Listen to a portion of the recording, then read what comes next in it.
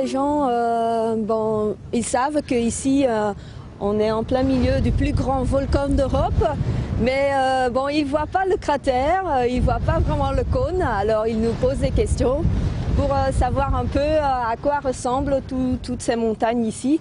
Alors on fait des animations en haut du sommet du Puy-Marie pour leur expliquer un peu l'histoire du volcanisme. C'est une histoire qui a duré 12 millions d'années, alors c'est très compliqué et on essaye de leur faire comprendre comment on est arrivé au paysage qu'on voit maintenant actuellement tout autour de nous. Le Puy-Marie est un site exceptionnel, mais en fait, c'est tout le massif du Cantal qui a connu une activité volcanique entre Saint-Flour à l'est et Salers à l'ouest.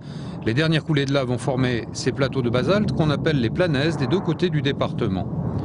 L'érosion a fait son œuvre, laissant désormais de superbes paysages ainsi qu'une flore et une faune riches de variétés et de couleurs.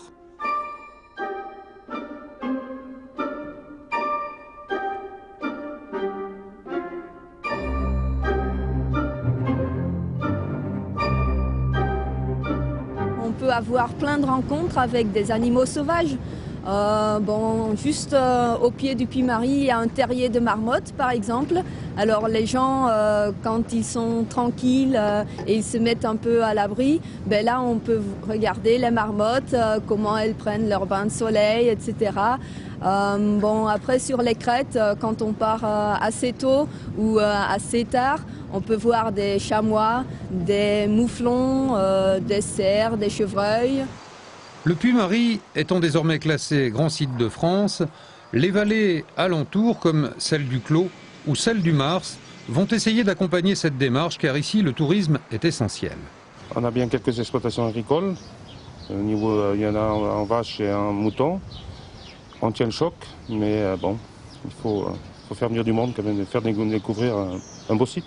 Oui, le projet Grand Site peut vous aider là-dedans? Je pense que oui. Par rapport à tout ce qui est activité de pleine nature, donc on se rattache forcément au Puy-Marie Grand Site, parce que c'est un petit peu la vocation du site, quoi. Avec les paysages, les sentiers de randonnée, les activités hivernales, tout ce qu'on a, le parapente, sur la commune, c'est assez varié, quoi.